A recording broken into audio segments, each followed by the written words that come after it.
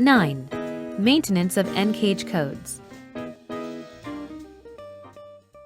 A request for updating of NCAGE data is done using the NCAGE form online on NATO Codification Tools e-portal at the following. The filled-in form is automatically forwarded by email as XML message format to the concerned nation NCAGE point of contact. Once the NCAGE code update request processed by the concerned NCB, the reply including the NCAGE updated data is provided through email to the requester. The UK also offer the ability to send requests directly via a dedicated portal. USA.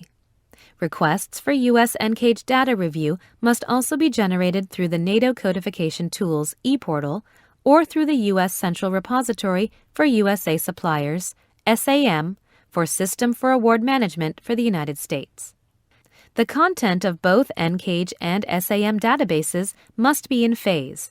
Otherwise, there is a risk of deactivation of the NCAGE in the SAM system.